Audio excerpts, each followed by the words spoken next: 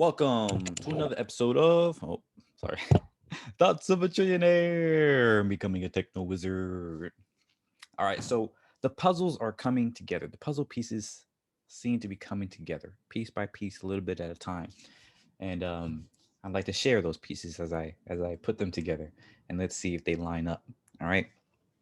So, if you've watched the last couple of episodes, I've been talking about these hunter-gatherer cultures because they have seemed to live a really great life for 150,000 years. Quick recap: they were more egalitarian. They were more physically active, more physically fit. They had more nutrition, more dietary nutrition than even us today. They had more childcare with everything from education to play to all the. I'll talk about that some more later. But many of these areas that we value today, essentially, right? They had and ultimately they were more fulfilled. Seems to be more fulfilled. And what seems to have happened, and they were more adaptive to the environment, right? Um, and they were more peaceful. Keep like the there's no as we're trying to find dig up dig up fossils and stuff like that of our ancient peoples. We can't there doesn't seem to have been any indication of large scale warfare between these hunter gatherer cultures, where I think the current standings, like, they've only found like a handful of people that may have died from blunt trauma from weapons from other humans in the time of hunter gatherer cultures. And those all seem to be related to like one-off issues. Like, it was clearly like a one-on-one person like fighting maybe a crime of passion or something like that, right? um but there's no indication that humans were inherently violent, right? Like, you hear that all the time, we're greedy, we're violent, but there's no actual indication of that in the data, in our archaeology. It actually seems to be like when agrarian societies were created, when you had mass farming and stuff like that, that created a rise in warfare and a lot of people coming together and killing each other, right? When you look at the fossils and when you look at the bodies found in these sites, if you're looking at, you can find sites where a whole bunch of people died, and those cultures tended to be agrarian societies, tended to be people who were farmers, or not farmers per se like how we see them, but like their society was neolithic, meaning they had a agricultural based society, right? They had a lot of these things that we currently save clean, that we value, right? They lived in lived in a settled place, they stored food for the future, things like this. And I think that's a very important to realize, because once again we have this idea that humans for a long time were miserable creatures, were violent, or this, that, and the other, but the data doesn't actually show that. And so if we're looking at how to improve our society, I'm over here thinking, okay, if I want to make a business, for instance, right? And I want this business to be both efficient and fulfilling, right? I want everybody working at this company to love working there.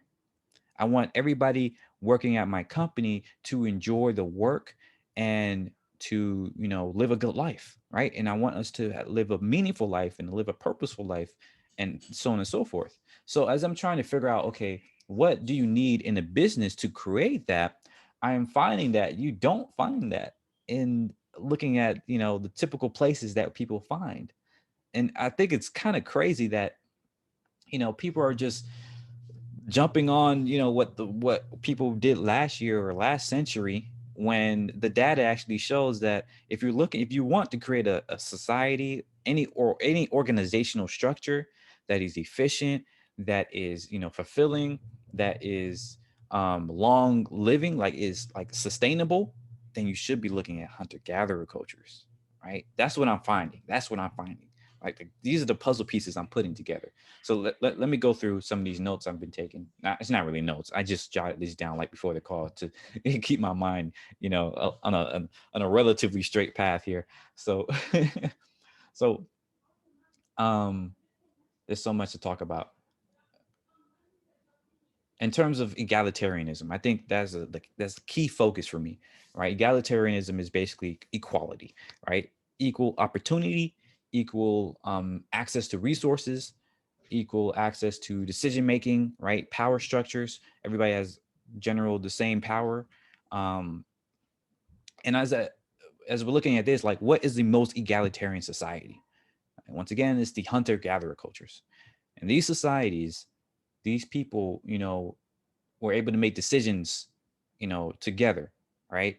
There was no there was no hoarding of resources. Whenever somebody went out to get food or any other resources, right, that was shared with the entire community.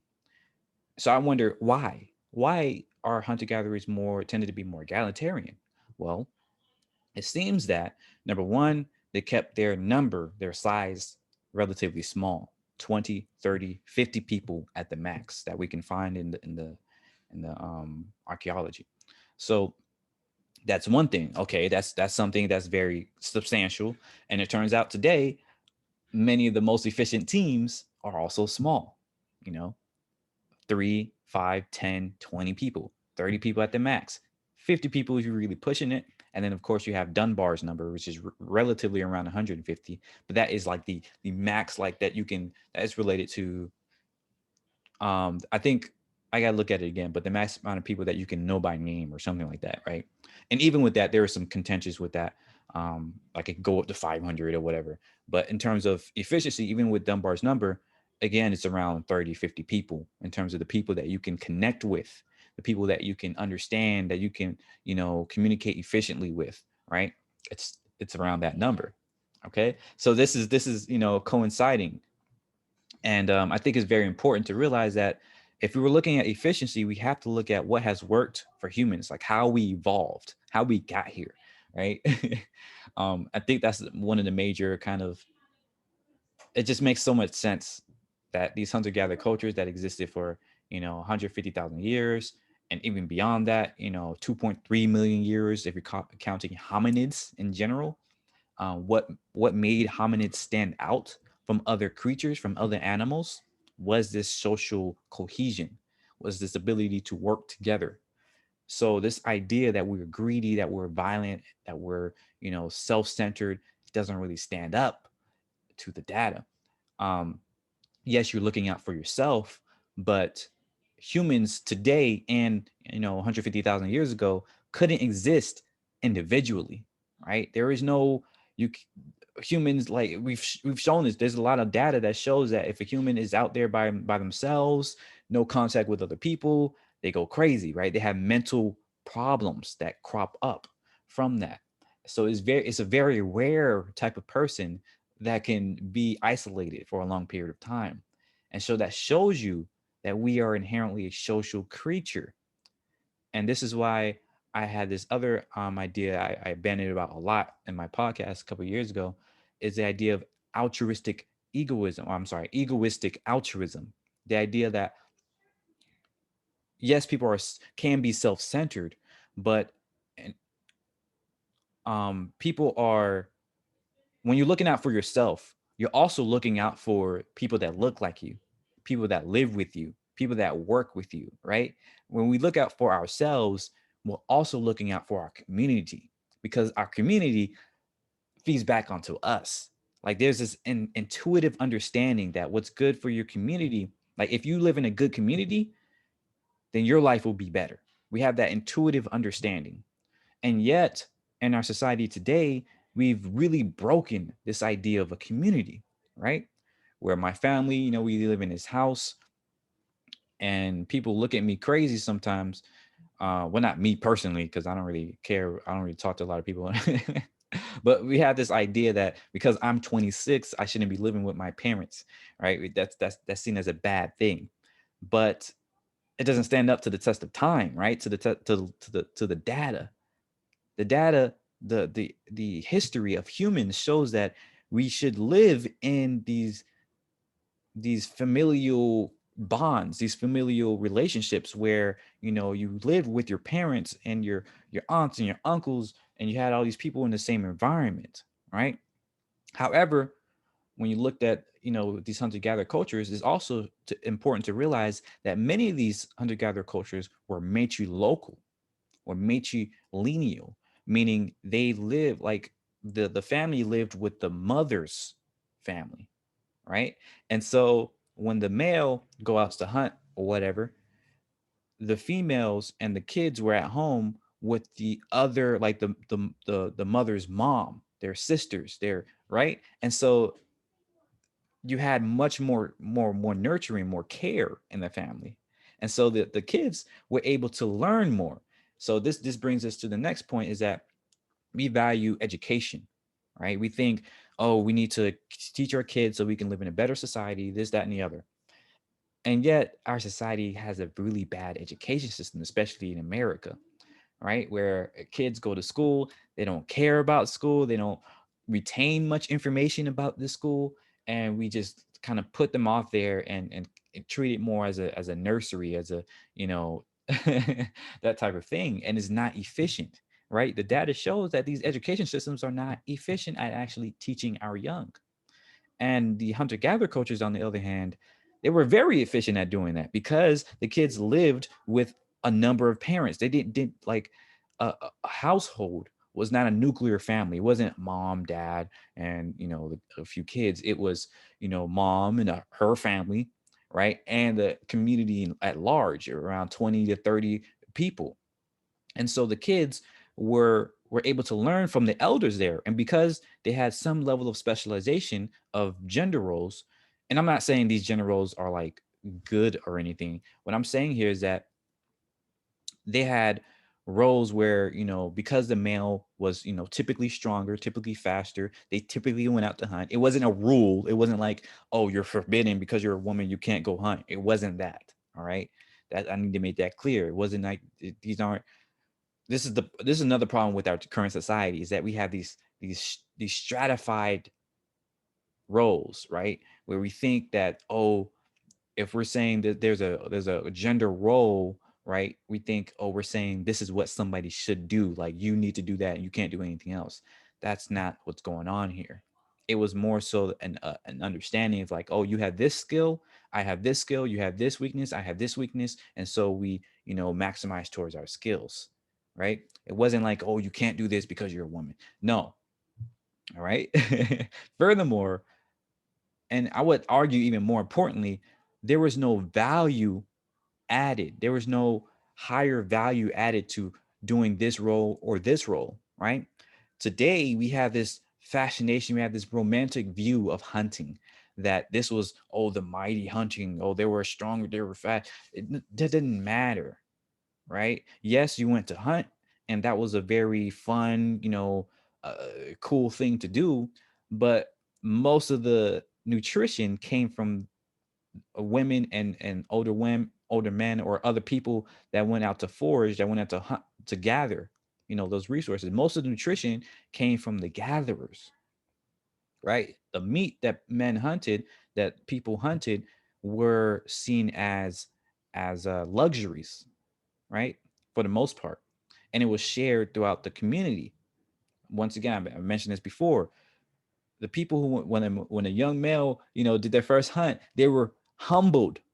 Okay, they weren't prided. They weren't say, "Oh yes, you did the hunt. Oh yeah, let's try." No, they were humbled. They say, "I don't know if that's gonna be a good for all of us. I don't, that seems like a weak hunt. That seems weak meat, right?" They made fun of the meat. They humbled people. And today we don't have that as much, right? And when you go out and you get your big check, you get your big job, your salary and everything, you think you're the big man, you think you're a big person because you got all this money coming in. And because of that, gets to your head, right? That's why you say power corrupts. It's because it gets to your head. There's nobody to humble you and say, oh, come down a bit, right? So this I'm still all over the place with this, but I hope you see the puzzles I'm kind of puzzle pieces I'm kind of bringing together here, right? If we want to have a better society, we need to realize that we need to humble ourselves, right? And we need a community, an intimate community, to humble us as well, to keep us, honest, if you will, right? Because it's not that humans are inherently violent or self-centered or anything like that. It's that the environment itself, right? We're just like any other animal. the environment that we create, and the environment is more than just the physical structure, right? It's it's the societal norms, it's the cultural expectations. That is also the environment, right? The environment that we live in, that we create for ourselves, also feeds back into our behaviors, into our character. And so if we value a society where people are more, altruistic, or share more, or more collaborative, then we need to create a society where we value those things, where we show those that we value those things in our culture, right? We don't show that today. The people who teach our kids, they're paid less than the people who, run businesses typically, right? So what is the value structure? We're rewarding people for doing, one thing. We're rewarding people more, rather, for doing one thing, and rewarding people less for doing another. That creates an inherent incentive. In a hunter-gatherer culture, it was equal. The person that cooked, who was may have typically been an elder, or may have typically been a woman, they were not rewarded less for cooking. They did not receive less status for that. And the person that hunted, who was typically male, did not receive more reward or status for hunting. If anything, it was a little bit less, just to keep them, humble. So this is a very important idea to realize. I think realizing this is like, it's helping me to to think about my companies. Like, when I'm creating my company, I can't be rewarding people for instance, going out and getting more sales, while my customer experience people are getting paid less. I can't, because that incentivizes people to realize that, to think that this sales thing is more important than the customer experience thing. When in actuality, customer experience is just as important, if not a little bit more, right? Yes, the sales is important, but if the customer experience isn't doing anything, isn't right, is it done well, then you're going to have a whole bunch of customer service problems. You're going to have a whole lot of issues in your stuff. And I think we try to say, oh, the customer service, they have less skills. What does that mean? Less skill, what does that mean, right?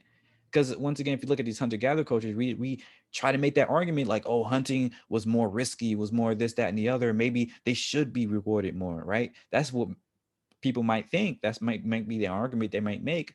But lo and behold, in these societies, they've studied these cultures and said, when a woman died in a family, right, and especially in the patrilocal system, where the woman was taken, I'm going to talk about that shortly, but when the woman was taken to out of her matriarchal home with their mothers and sisters and all that, and brought into the male's home with his family, right, when the female died, who was typically the caretaker, did a lot of the cooking and stuff like that, the male could not survive. The male could not survive because they didn't know how to cook. They didn't know how to do all this, right? They didn't know how to do the blah blah blah, right? So this is why we need to realize that we should not be creating a value system that rewards one over the other just because of perceived skill level, just because of perceived risk or benefits or this, that, and the other. Yes, hunting might be more risky, but that doesn't mean it's more valuable, right? It's more risky to, jump off a roof, but it doesn't mean it's more valuable than walking out the door.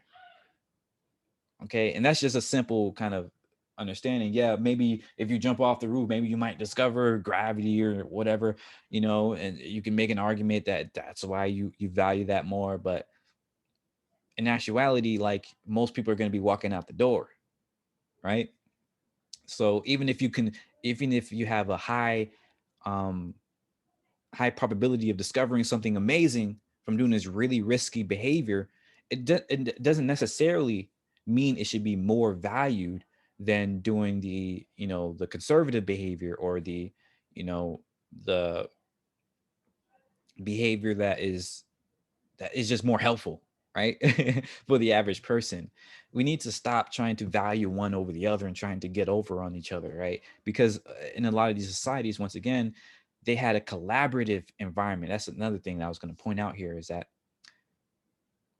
their education system, quite frankly, seems to have been more efficient than ours, where the young were able to be taught how to survive on their own at a much earlier age. At the age of 6, they were able to go out and hunt and gather, small animals and small, resources. Where they're actually able to measure that these hunter gatherer cultures, right, at the age of 2, they able to begin learning how to cook. Where they start letting them, cook over a fire, right? At the age of 2, they start letting them cook simple things over a fire. We can't even imagine that nowadays. Like 2 years old, they can't do anything, right? We can't even imagine that today.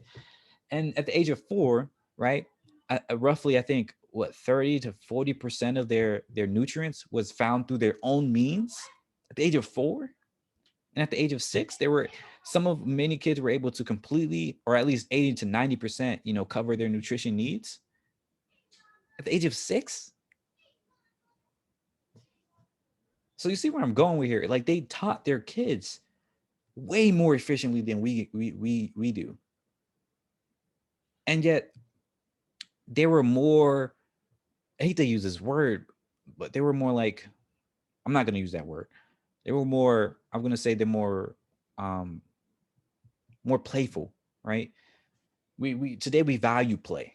We know that play and leisure creates a lot of great things. That playing, even though some people like to poo-poo, playing video games, but playing games is an inherent human thing.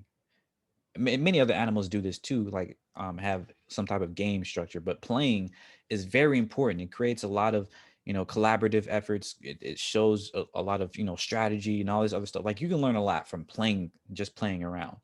And yet today we have far less play than these hunter-gatherer cultures. And even though we have video games, we have all these amazing things, it can largely be seen as less efficient.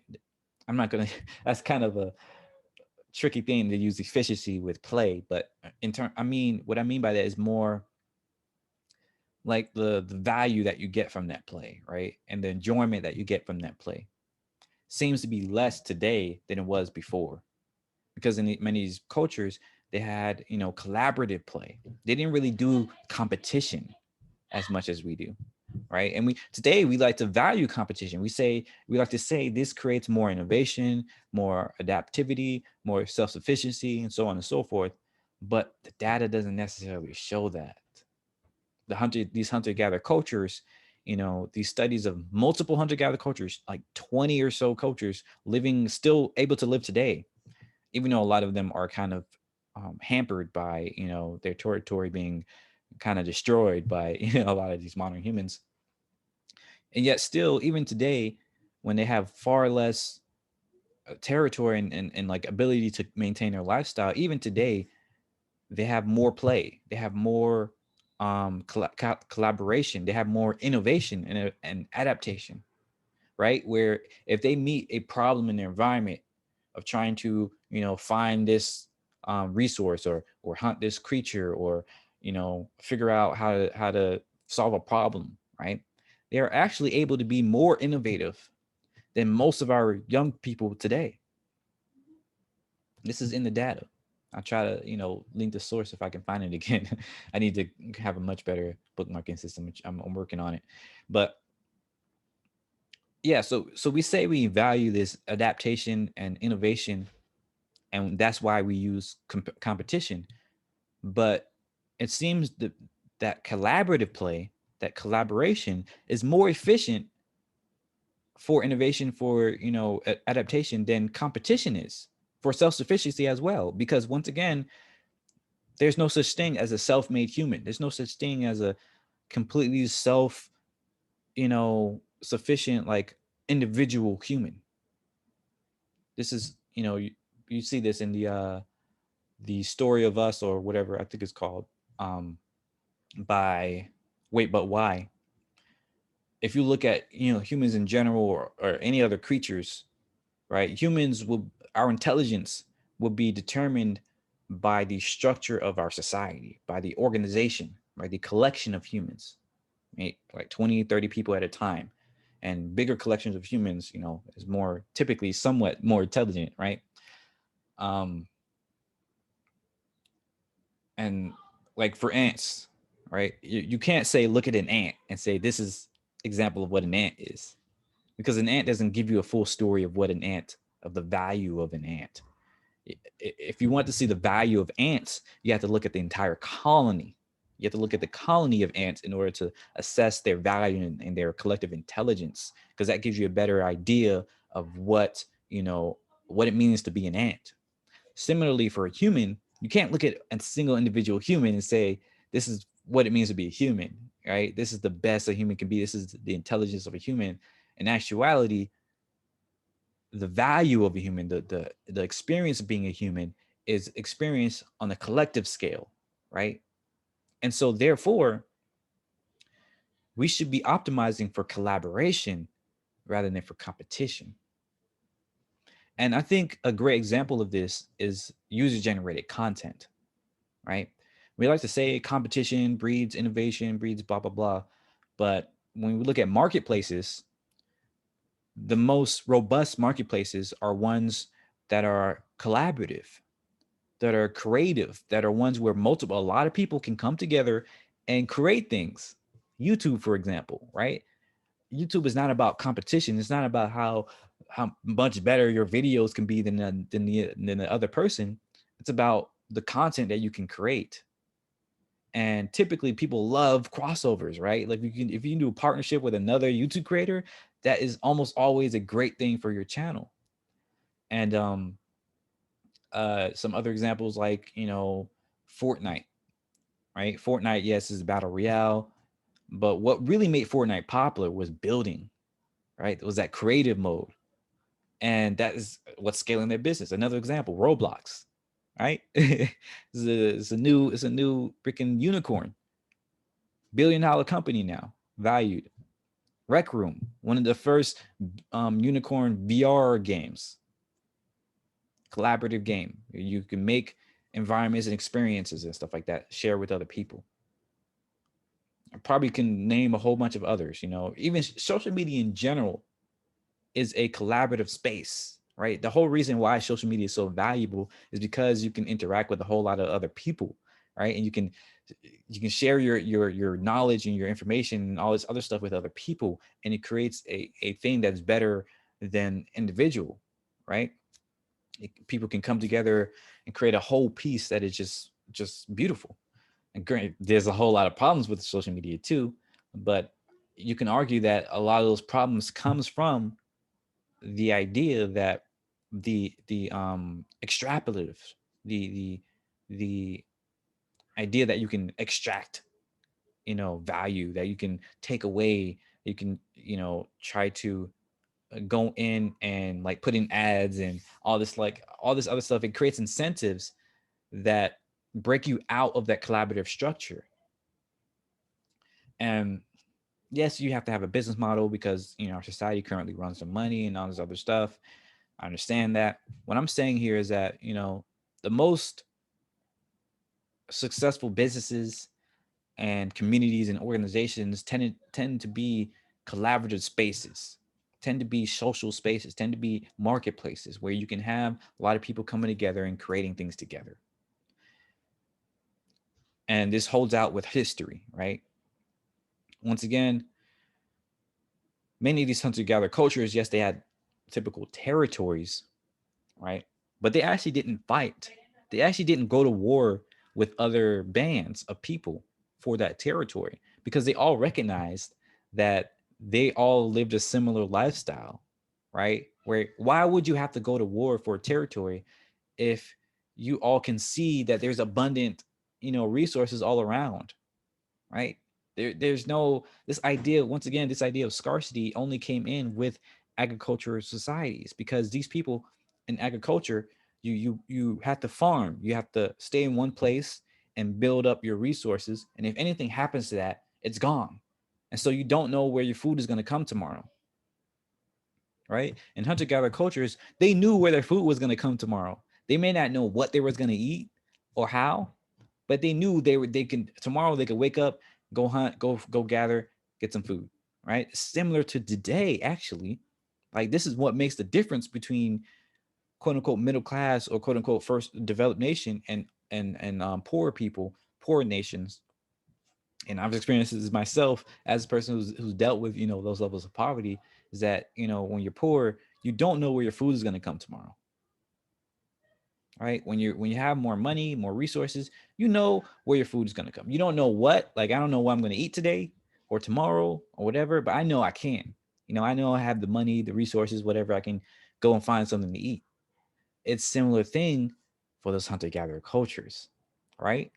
It wasn't a question of whether they would eat. It was a question of what. That's the idea that also needs to be understood. And it's so interesting that our society is slowly but surely kind of getting back to those hunter-gatherer ways. Right? We like to say, oh, agriculture created, you know, the idea that we should think for the future. But why do you need to think for the future if you know that the future is the same as the past? Right? The idea of time was different. It wasn't linear. It was cyclical. It was cyclical. So you knew that the future, tended to repeat, right? Cycles, seasons, right? Wet and dry seasons, this, that, and the other. They didn't fear famine or drought. Agriculturalists feel famine and drought. That's incredibly important to realize. Once again, just like us today, most of us today don't really fear famine and drought because we know, something's gonna. There's some way to figure out how to get those resources again. But when agriculture hit, blah blah blah. So yeah. Anyways, I don't want to repeat myself over and over again, but the if we're looking at what concepts to bring from those cultures to today, egalitarian is one major one. That humbling is another major aspect. Childcare is another major aspect. And yeah, so I spoke about how the matrilocal and the patrilocal. The matrilocal is once again where the mother or the wife or whatever stayed with their family, and so the male had to come into the family and say, hey, I want to marry that woman, or I want to be with that woman, I want to make children with her, right? And he lived with them, with their family. And so when he went out to hunt or gather or whatever, right, all those the elders, the women of the family, all that, right, can teach the children, right? It was very, very natural, kind of a organic kind of cycle. Um, and but when we started domesticating, so the reason when you might ask, okay, so why did this change with domestication? When we thought, okay, you can domesticate cattle or dogs or whatever. Started with cattle though, and so you had all of these cattle, you had all these resources, and then you went up to the family. You said, hey, for your wife, how about I buy her? How about I trade you, all these cattle, these 30, 40, 50, maybe even 100 cattle for, your daughter. And today we might seem like, oh, what? Why would you do that? But this is where things get really interesting, because we like to think that agriculture was seen as an obvious benefit, right? And that's why we evolved, right? That's why we went there. But you have this in biology, you have this idea of a local maxima, of where you evolve. Evolution works such that it constantly is going upwards, right? It's constantly going in one direction. It's like, trying to improve so you can more fit, more the typical form is fit, but it's not like physical fitness. It doesn't necessarily mean stronger or faster. It just means the ability to reproduce and bring your offspring to them, and so they can reproduce, right? It's really fitness. That's what fitness means in biology and evolution. It's really the ability to make offspring and for the offspring to make more.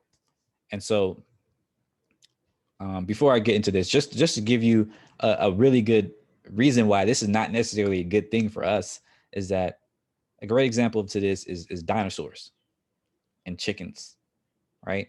Chickens are the ancestors or the descendants of T-Rex, of that level of dinosaur. So we have this idea of this massive T-Rex, so strong and big and right, fierce, apex predator.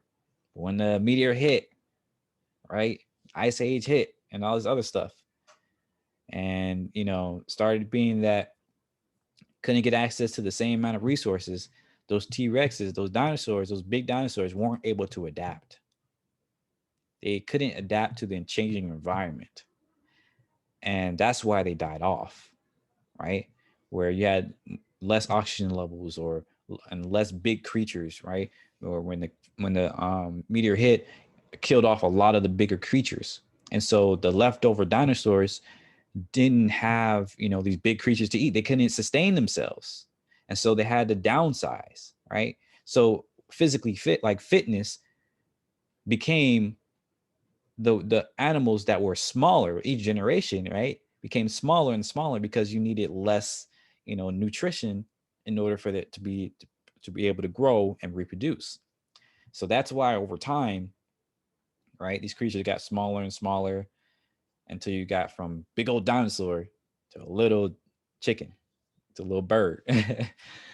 And so chickens are now at their, local maxima, right? They evolved to such a way where this is a very efficient. Well, we domesticated them really. So really, a better example would be other birds, right? Most birds are descended from dinosaurs, and so they got to a local maxima where they have these birds. Yes, many of them can fly. Some of them can't, but many of them can fly and move around and all this stuff. But they're very small, right? And you look at a dinosaur, like they're big and strong. And so this is a bias that we have as humans. We like to think that something big and strong and all this stuff is better. And evolutionary wise is not true. And so I say all that because today in our society, we like to think our big and strong society, our big cities, our big strong metal and all this stuff is better. We like to think that is better. But it only takes another meteor to hit us and we'd be gone, right? We like to say, oh, technology is going to help us, but we're not there yet. We're not at the point where we have technology that can stop a meteor. And so if we want to get there, the question is how? Because right now it's looking like we might, come up to a point where we become extinct, or we, nuclear, we have these nuclear missiles. If anything goes wrong with that, that's basically like a meteor, right? We have global warming, climate change, right? We have all these disasters that can hit us right now. Most of it caused by our own inventions, our own technology. So you have to ask, at this, we kind of at a local maxima right now. And I think it was who I put the description in the put the video in the description when I find it again. But for the local maxima, basically, I don't think I described the whole thing well, but the main thing that you have to realize is that, evolution can only go quote unquote up, right? It can only go step by step into seeming what might be an improvement, what might reproduce more than, the prior thing. So you get to a point where you reach this maxima. Even though if you look out, you can find, another hill. Like if the evolution was a physical landscape, right? You can go up to a hill and say, yes, I'm an apex predator. But then there's a bigger hill over there. And that's actually a better apex predator, right? That's a better evolution that you can make. For instance, humans with wings. Like why didn't we evolve to have wings? Well, because every step of the way, there was no benefit for having wings, right? There's no benefit from going from a rodent to a monkey to a, bigger ape, whatever, into a human, right? There is no step of the way where we can have mutated to get wings or anything like that. And that would have been better because these hands seem to have been better than wings, right? Like today, if we were to switch out our wings for our hands, like we can't naturally evolve there because there's no benefits for that, right? If you have fingers and stuff like that, if you suddenly have like hands, right, it'll be it's less likely that you'll be able to reproduce to go to the next level. So, you know, there will be no benefits. And that's kind of the problem with local maxima. But the thing with us humans is that we have this ability to think from some, series of evolutions.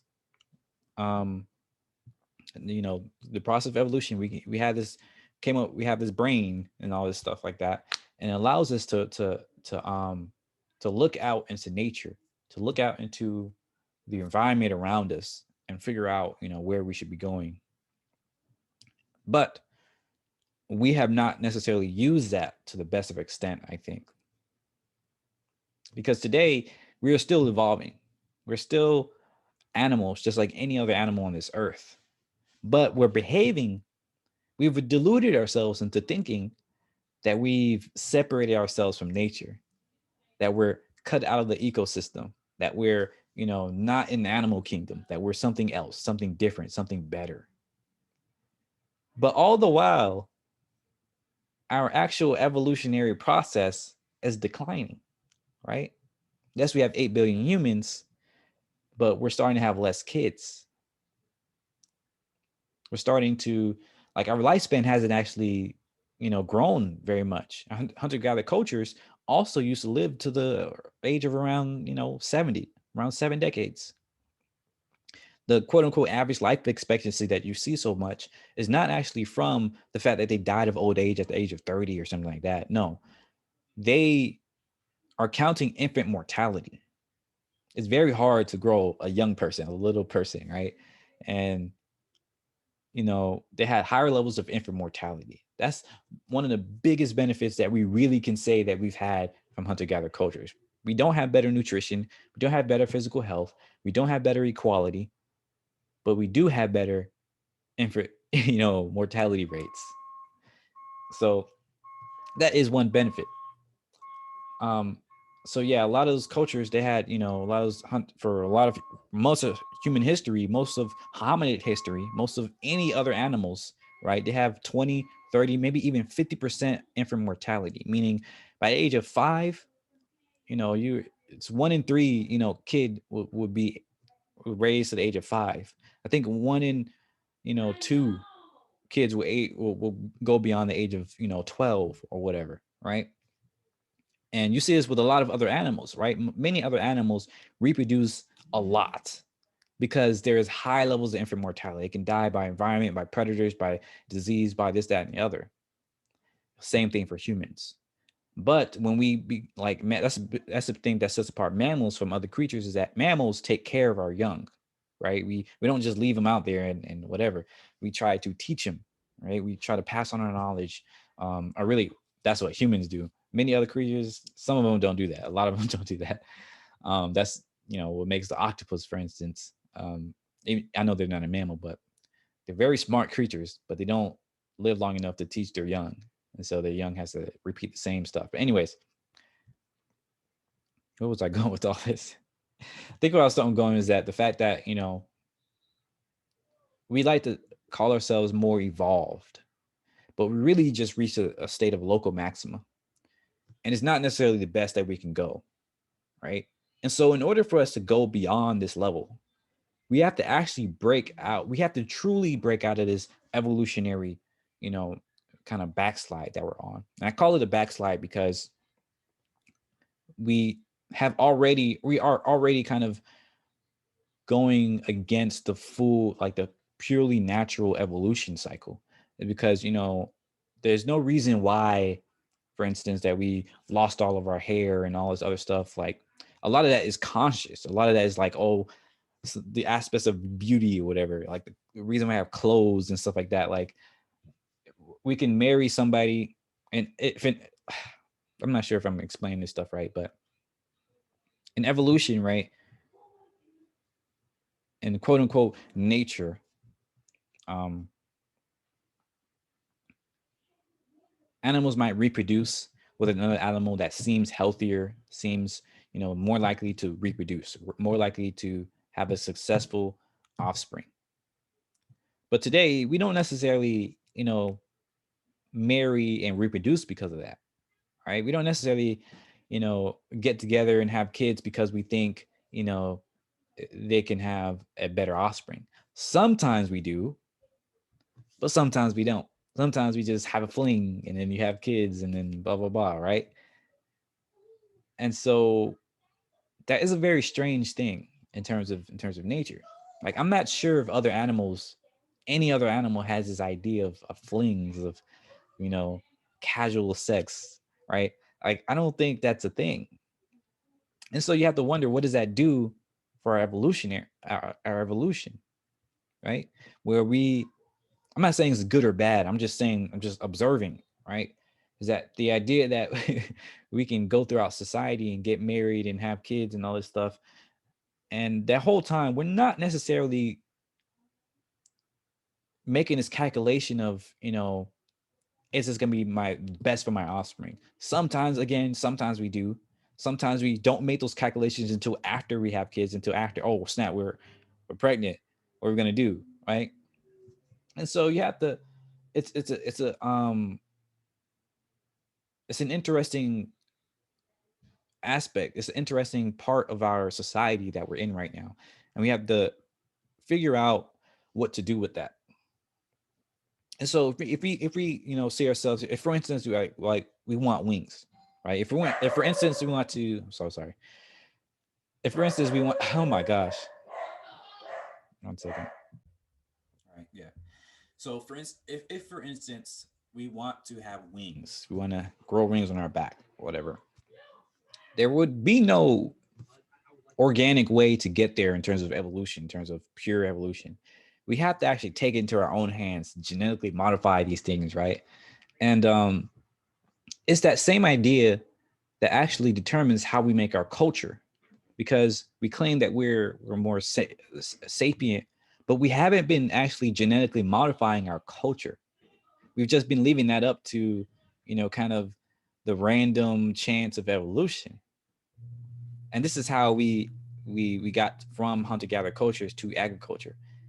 Right? It seemed like a good idea at the time to be like, oh yes, we can grow food here and we can do that. But many hunter gatherer cultures, and we can see this today, they went up to agriculture, they started farming, all this other stuff, and they realized that this is not the move, and they went back. Right? This is something that most other animals cannot do. But many other cultures did not see that, did not realize that, and they just kept going. And so we have these. Oh man, I mean, I'm still trying to put the puzzle together myself. That's why it's hard to explain it. But in my head, I kind of see it as like two different local maxima, right? Hunter gatherer cultures at one end, and um, where we are today, basically agrarian society and all this industrial society at the other. And maybe this is a little bit better, but the problem is that like it's not better in all aspects. It's not better in all aspects. Some part of it is better, but some parts are not. And as sentient creatures, we now have the ability to think about, okay, how do we get the best of this and the best of this and go to an even higher point, right? That's what I'm really trying to get to with all this entire, exploration into hunter-gatherer cultures, to figure out how to get the best of those cultures with the best of today's societies in order to create a better society, not a utopian one, not a perfect society, because there's no such thing. I'm sure once we figure out this better society, somebody else there in that society is going to be thinking about, oh, this is not good. This is not great. Let me think about how I can, it's always going to improve. There's always moving for improvement.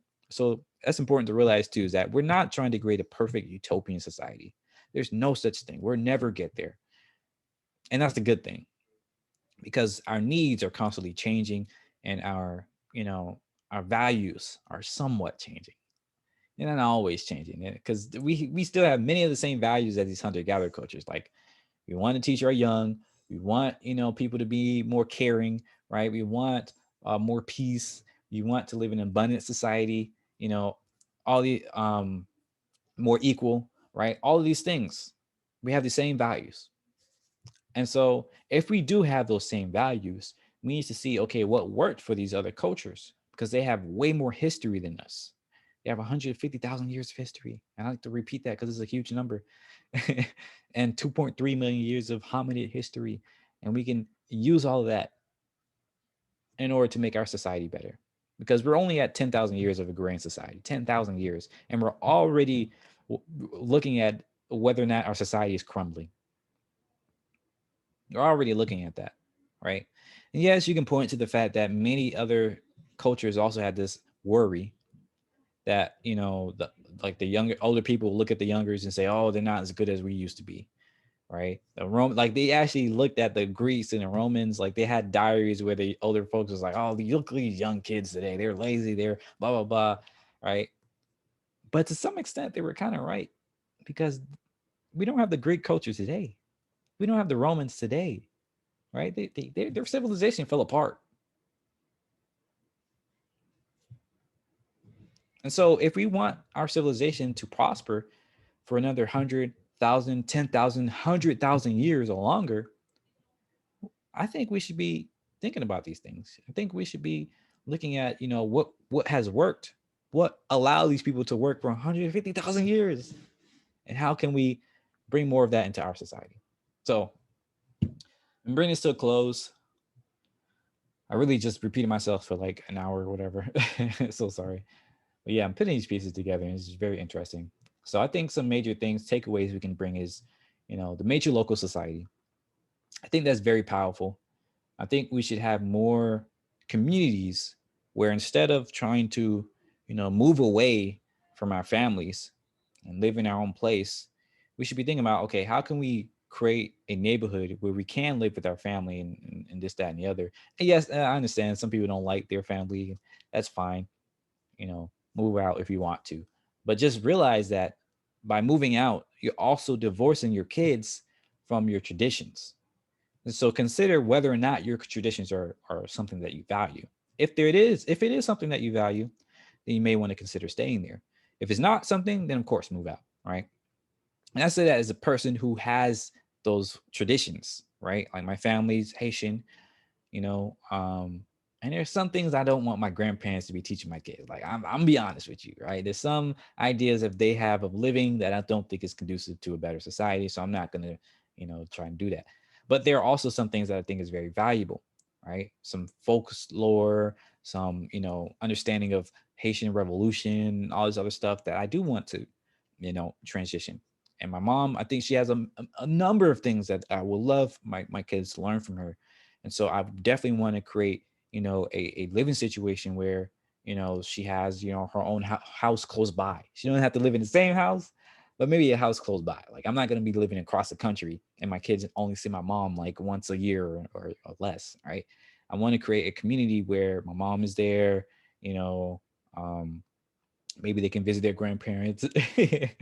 And we're living in a community where we can trust, right? All the other people in that community. So we don't have to say, oh, you can't go outside because I don't know what's going to happen, right? No, we can go outside, go whatever, right? Go play till the sun comes down or whatever. And like, we don't have to worry about what's going on there. Many of us today live in neighborhoods and societies where we don't really trust our neighbors. We don't know our neighbors. And that's really strange. Because again, for hundreds of thousands of years, we knew our neighbors. We trusted them intrinsically, right? For the most part. And so that created a way more cohesive society. But today we don't have that. So how can we create that? I think that's something that's something that we can do. I think that's a realistic idea. And many other cultures today have done that. So I think that is something that we can bring in from those cultures to today. Another one is egalitarianism. I think this is harder than it seems because it seems like, oh yes, equality and all that stuff. Some people call it communism, right? And say, oh, they had early communism, and to an extent, they were right, right? Because these cultures shared everything, and in America, communism is a bad word. It's a blah blah blah, right? But you have to realize that if you want social mobility, guess what? The data shows that places with lower income inequality, meaning more income inequality, more income equality, right? They had less of the places that had less of a wealth gap, all right? those places had more social mobility. So people who were born poor had a lot higher chance, more opportunities to go up the ladder and to, live a better life. And so if we want, and if we talk all the time about in America, how to close the wealth gap, right? How to help all those people living in poverty move up. Guess what? It seems that based on the data, if we want more social mobility, we have to close that income gap somehow. All right. I'm not sure how, but the data, based on human history, it seems that we shouldn't be rewarding people for doing things that are perceived as more valuable, when in actuality, every every aspect of society, every role of society is valuable, right? That's a huge thing. We need to figure out how to value different roles the same. I know, and that's why I know this is actually harder than it seems. This is actually the one of the key aspects I think that's going to be really difficult for us to figure out in the next decades, in the next few decades, is that equality. Because most people hear that and they're like, no, I'm not going to give away my wealth, blah blah blah. We created a system where you already have a huge wealth gap, you have a huge power gap, right? Once again, the data shows that people with more wealth tend to have more power. And that creates a lot of problems in our society. And a lot of people are not going to give up that power. A lot of people are not going to give up that wealth. And so, realistically, if you want to create a more egalitarian society, you might have to consider starting from scratch. However, I don't think that means revolution, killing everybody, killing the rich. No, I think that means, as a pacifist, I think that means creating technology that is starting from scratch, like a blockchain technology where you have a DApp, like it stands for decentralized, autonomous something, I don't know, whatever. But basically, it's a community where everybody in the community can has equal votes. Like they can all, decide what we're gonna buy, with the money in that community, and the money that comes into that community is shared with everybody in that community. So everybody has equal access to the same resources within that community. You can use social tokens, NFTs, all this stuff that, is very popular today.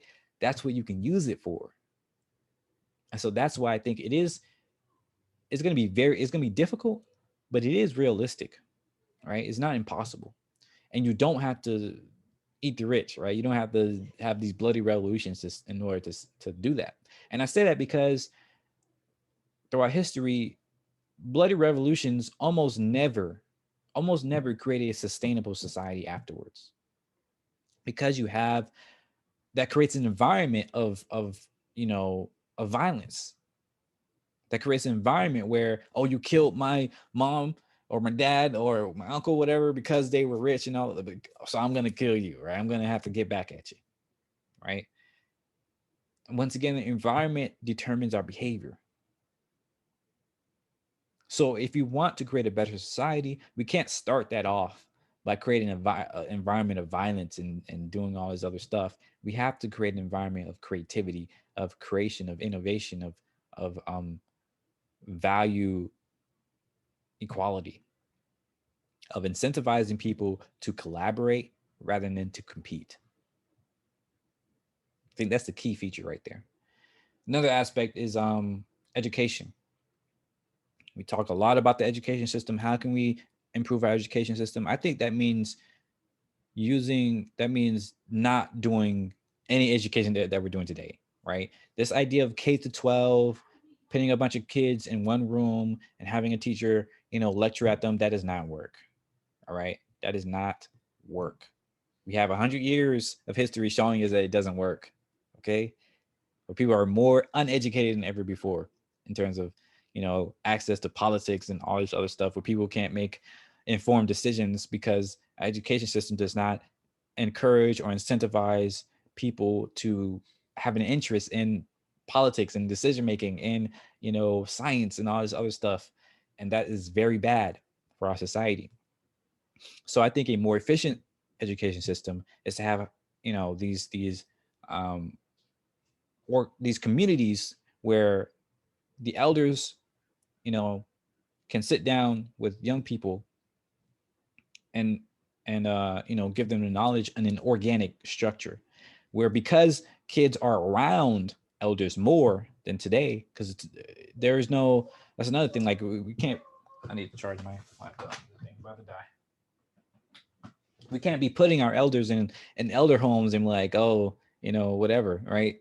No, they should be living with us. This is why I really value um societies like my own culture, where you know, you live with your grandparents, they are at least in the same vicinity, right? So you can interact with them on a more regular basis. And there was this great show by what's his name, Guy Raz, I think his name is, where he showed he's talking about the happiest families or communities or something like that. And a lot of them were societies where, you know, you have the parents and the kids in the same general area, and so the parents didn't necessarily have to go to some like private, like elder home or something like that. I mean, this is not like straight, like there's nuance here. Some elder homes were really great. Like they had one where, you know, they had a whole bunch of elders in like these South American places where they had parties and all this other fun stuff they were doing. So it's possible to have some really great ones, but it's very difficult. Ravi, oh, I'm sorry, I was way wrong, Kairaz. This is Ravi Patel. Ravi Patel's Pursuit of Happiness. So yeah, look that up. But anyways, yes, I think for our education system, if we want a more efficient education system, we need to figure out also how to teach our kids at a younger age, right? Today, and I don't mean like putting them in school. I mean allowing them autonomy. That's what teaches kids more than anything else. Autonomy, giving them access to things and be like, yes, try this out, you know, do this, right? Because today we kind of treat our kids like little glass mice or whatever, right? You hold them and you carry them tight and you don't let them, you put them in a little bubble, you know, you don't give them access to things. You say, oh no, you can't look at that. That's not your age, right? But that doesn't actually teach them how to deal with those things. This is why you have this rebellious age, right? This is a concept that's new. This is a concept that's created, that's artificial, right, into our agrarian societies. May even be a little bit more modern than that too. Um, but in older societies, right, in these hunter-gatherer cultures, they had kids, you know, they from an early age, they gave them choices. They said, hey, which breast do you want to get milk from? Right? They let them choose, you know, which breast you want to get milk from. And so that from a young age, they're already stimulating that decision making. They're already just stimulating that choice aspect, that autonomy, that individualism that we love so much in America too, you know, independence, right? We have to realize that number one, independence doesn't mean being being alone. It doesn't mean being completely self-made, right? There's no such thing. Independence, I think, and based on these hunter-gatherer cultures, means self-sufficiency. And self-sufficiency, in turn, means knowing how to collaborate, knowing how to work with others, and knowing how to make decisions, knowing how to, you know, um, what do you call it? Validate risks, or not validate, assess risks, right? So knowing how to assess risks, be self-sufficient, communication, collaboration, these are all things of that makes humans independent. These are all things that makes humans self-sufficient. And if you want to teach those things, we can't put them in schools and be like, learn this, do this, blah blah blah, right? Just that doesn't help anything. That doesn't help them be self-sufficient. That doesn't help them assess risk. That doesn't help them do none of that, right? We have the data that shows this. And people love to be like, oh, you don't have kids, you can't say, you can't tell me what to do. I'm not telling you what to do, okay? If you think that, then there's no point in you watching this, right? Go somewhere else. You know, I'm looking at the data. I'm looking at experience of humans in general. I'm looking at what has evolved us into the state that we're at now. right? Well, just and neurochemically, the neurology of it as well, right? If you give access to the ability to choose from an early age, then they can stimulate those chemicals, they can stimulate those neurons, they can make those connections in their brain at an earlier age. And that means you have longer span of, using that ability. It means more strength in those areas.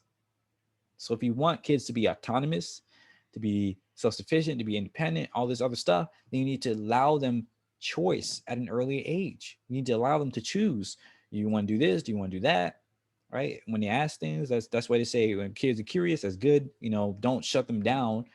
Answer their questions, right? Or point them to where they can answer their questions, and so on and so forth. This is how you share that wisdom. When the elders can come down and be like, hey, this is my experience, they can share their stories and all this other stuff, right? That creates a much more efficient wisdom and cycle of education, cycle of creating independent, self-sufficient humans. I think that's what we need to structure our education system over. And that means a complete rehaul, right? That means a complete rehaul. I was really hoping that the pandemic would allow us to do this because we couldn't go to school. And so we're thinking about, okay, how can we teach our kids? But lo and behold, because of Zoom, we were able to go into, the school just like regular. And it's even worse now. Like I have my siblings over there and they don't pay attention. They throw on their Zoom, turn off the camera and just go do whatever. Doesn't matter how my mom be like, oh yes, dude, you need to go to school, you need to focus on this. My mom is tired. She can't be like doing it all the time, right? And it's just my mom. Like I can't do that all the time. You're not gonna listen to me, right? I'm the older brother. I can show them. I show them some things. I'd be like, okay. And this is my problem too, because I know that school is useless, right? I know they're not going to get a whole lot from the education, so I try to expose them things like they love playing Roblox. So I'm just like, okay, you know, make a YouTube channel or try making a game, right? And that has been working to an extent. But the fact is that because our society requires people to go to school and do all this stuff, like it's very difficult to break out of that system. And so it needs a system wide, and this really needs a system wide change. Instead of, requiring people to go to school and doing all this other stuff, we need to instead, create some sort of system where we allow kids to try things. Maybe, maybe you do require kids to go to school, but now instead of school being some classes, instead it could be like a science fair, like all the time, where you go in, if you're curious about something, you can find a teacher or whatever that is really good at that thing. You can ask them about those things, and it's more of a buffet type of style, right? Rather than a here's your plate, eat this, right? Maybe we need to have a buffet style type of school system, so kids can go play, they can go let their curiosity guide them, they can make decisions, they can make risk assessments at an early age and figure out these things and learn these things, right? And you can expose them to older people, to elders and to teachers and to professors and all this other stuff that can be there as an access, as a resource for them, right? So I think that is just my first kind of take at it. Not really my first take, because I've been thinking about this for a while, but you know, that's kind of where I'm at with that right now. So um covered education. I think scarcity is a big thing too, right? And this is kind of somewhat solving itself, right? But I do think we need to abandon this idea that artificial scarcity is a good thing. I think we need to abandon the idea that scarcity is a good thing, right? Our entire monetary system is built on scarcity. And I think we should question that. I think we should be asking ourselves, do we really want to create a system where it is an environment, is an ecosystem that incentivizes predatory behavior, right? It incentivizes abuse. It incentivizes conmanship and all this other stuff, right? That's what scarcity system does, and incentivizes violence. Because if somebody has what you don't, you're going to take it from them, right? And we have legal and illegal ways of doing this. We have legal ways in terms of competitive advantage, in terms of uh, taking, acquiring, I forgot the terms, but you know how a lot of big tech companies do, they acquire or they copy, and then they shut down the original type of thing, where they either acquire, copy, or steal. I think that's the thing, right? I think that's a term. And that is a predatory behavior, right? That's violent behavior. And so we're incentivizing this with our structure of a monetary system. And I'm not saying it's, oh, capitalism is bad. Yes, capitalism has its problems, but it goes beyond capitalism. It goes beyond that. It goes to the core idea of that is scarcity, is artificial scarcity.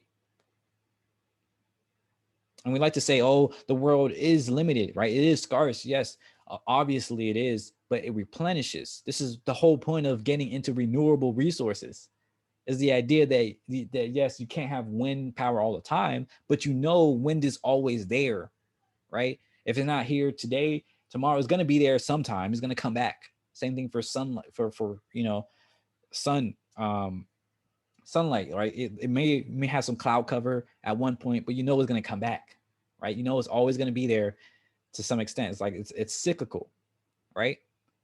Meaning, well, what things like extractive economies, like digging for oil, there's only a finite amount of that, and it's renewable only over millions of years, right? That's not sustainable. That's not something that we can wait for. You can wait for wind and solar to come back, right? You can wait for that. Same thing for our. This is why hunter-gatherer cultures didn't have this idea of scarcity, because they knew in an area. That's why they were inherently sustainable as well, because they looked around as they hunt, they gathered, they saw, they had that immediate reaction. They had that instant gratification of knowing this is the good side of instant gratification of looking. You take a berry from a bush, you obviously see that bush has less berries, right? You hunt, you kill that creature, you obviously see that pack has less creatures in it. And so over time, you realize, okay, we can't keep doing this. We have to go move. We have to go find another place, right?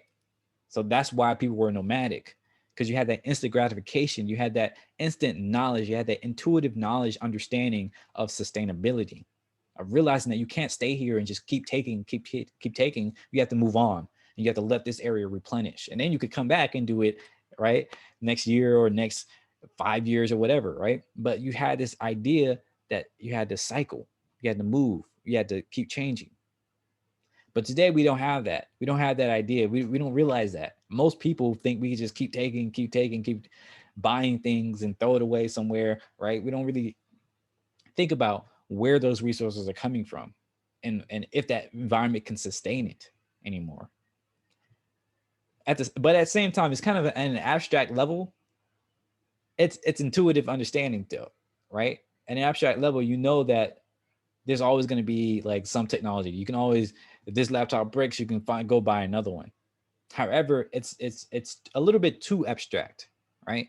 Because yes, you can buy another laptop, but you don't know when, right? You don't know if you can, if you can sustain that. Like, you don't have the skills to make a laptop yourself. You have to buy it. In order to buy it, you have to make money. In order to make money, you have to work here or there. So it's a little bit too many steps, right? We need to simplify this feedback loop of our technology. Of if something breaks, if something doesn't work, we have to have a better feedback loop of how we can get more and where it goes afterwards, and how we can replenish that cycle. That's another thing that's missing from our understanding of technology as well. We may have an understanding of abundance with technology, with electricity and stuff like that, but we don't have an intuitive understanding of sustainability, of this idea that, I can throw this away, or I can move on to another place, and then it replenishes itself. We don't have that idea. We have somewhat of this idea, like at a store, that you can walk into a store, grab your stuff, and if you come back next week, it will probably be restocked, right? This is a intuitive kind of deep knowledge that we as humans have. It's a deep intuition of how the world works, the cycle of replenishing. But we don't have that for technology, right? Like, if your phone breaks, you can't put it down and expect it to fix itself, right? If you throw away your phone, you don't think you're gonna come back. You have to go and find another one, but and it's a high likelihood that if you find another one, it's not going to be as good, or it might be better, or it might be worse, or it might be different, right? So I don't know. I think we have to have a better understanding of sustainability with our technology, of, because it is abstracted. There needs to be somebody or some portion of us or some part of our system that has an understanding of where the technology comes from. Is like we have a microchip scarcity. Like we have less what do you call it? Goodness, I forgot the exact word, but you know what I mean. Like there's a deficiency of microchips because we can't get the resources from the ground anymore. Like there's less available in those specific mining, or maybe it was like they can't make it in China or something. I don't know. Like even I don't know, right? And I've been thinking about this stuff, but the point is that we have these raw resources that we get our technology from, but those resources are extractive, right? It takes a long time for those to replenish, and it's not really sure that we don't really know where else we can find to get some.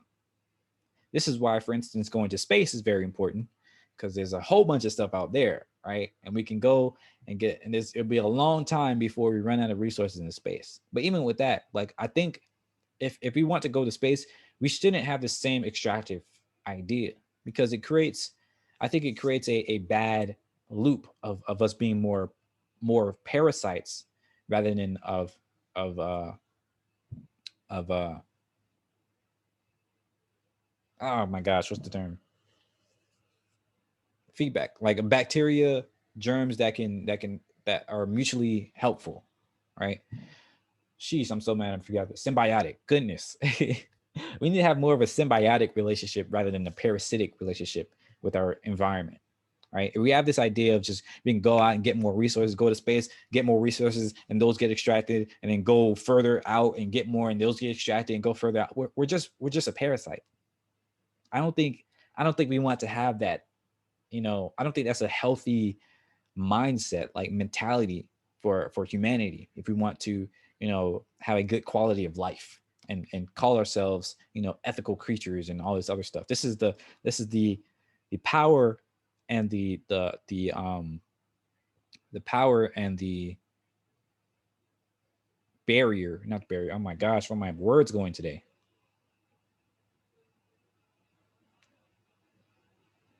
I don't know, but you get what I mean. It's like this is also a problem with sentience, right?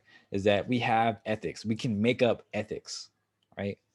Other animals, like actual parasites, they're not worried about whether or not they're getting, they're killing the host, but we can. That's what makes us so much quote unquote better, right? And if we want to maintain that ethical stance, that idea that we are, net good for the environment, then we should be thinking about how to be symbiotic, how to be in a symbiotic relationship with our environment, how to sustain things, how to replenish. So maybe we can invent technology that replenishes itself, right? Like, I know I was gonna I was gonna wrap this up, but I just keep having more ideas. Um, like I was thinking the other day, fruits kind of evolved to be eaten, because the whole point of a fruit is to imbibe the fruit, and that seed, that the seed is just how the tree reproduces, gets pooped out somewhere else, right? If that fruit just falls and hits the ground and goes right there, it actually will be kind of difficult for it to grow, because the tree that's already there is taking most of the resources, right? This is why certain different trees have different like radiuses of where those trees grow. Like you can't have trees the same size growing right next to each other. I mean, sometimes you can, but they often feed off of each other and all the other stuff. But this is why you have natural spacing in a forest, right? Because a tree needs a certain amount of space, and they go out the roots and they get the root nutrients from the soil, and the foliage gets a certain amount of sunlight. So that's why you have the canopy, and things don't grow as tall, in between different trees under the canopy, because they can't get the sunlight. right? And this is why you have certain, like, the way different, like, pollen, you have those I call them I call them helicopter seeds, where you drop the seed and it flutters around, right? Those fly on the wind in order to get distance from the tree, in order to get to a new place, and they can settle there and reproduce, right? That's why you have those methods of reproduction. And fruit is just another method, another one of these methods, where it's made for another creature to come and eat it, and that creature poops it out somewhere, right? It's evolved over the time, over the years, to be like, oh, this is efficient. This is a local maxima. This is a good spot. So, anyways, I say all that because when we were gathering, we're hunter gatherers, right? We had this idea that yes, we can go out and eat these fruits, poop it out, and it will grow, right? So you over the years you come back and you actually have more than you had before. But today, we don't really have anything like that, where our waste creates more. Our waste reproduces. Our waste, replenishes. Hope you see where I'm going here with that. So what can we do with our technology such that when we extract something and use it, and then once we're done with it, it goes back into nature, or maybe back into some system, or whatever, where it can replenish and create more. I think bringing that idea, that mentality to our innovation, to our technology, will greatly increase our net just society. So yeah, but these are all puzzle pieces I'm trying to put together of like how to create a better society. These are things I'm trying to think about, like how to apply to my own business. So yeah, I'm gonna finally end it there, even though I have a whole other topic to talk about in terms of words and mental models, but that's just gonna have to wait because this is long, and I got a meeting soon. So, anyways, I hope this was cool um, and interesting for other people. Helped me to get things out of my head, because I can't write as much because my wrist is acting up nowadays. So gotta be careful with that. But yeah, this is let me know what you think in the comments. Email me. Shout out to Jordan. It was a soon to be high school graduate. He emailed me the other day over the weekend. It was like, oh, I saw your video about egalitarianism, about hunter-gatherer cultures. And that was very interesting. We started talking and all this stuff. So might be working on some projects together. So shout out to Jordan. Thanks for messaging me. That's really cool. And I look forward to creating some cool stuff together. So yeah, I'm always open and happy to have conversations with people. My channel is super small right now, but one of these days I'm going to get into the habit, or the incentives or whatever, to try and improve it and get it out there and stuff like that. Right now, I'm just trying to get in the habit of getting my thoughts out of my head, putting puzzle pieces together, and stuff like that. So if you are one of the few people watching this right now, and I only have like 20 subscribers, then shout out to you too. And please hit me up, email me, go in the comments, go on my social media. You know where to find me. And thanks for watching. Thanks for listening. Have a good day. See ya. Bye bye.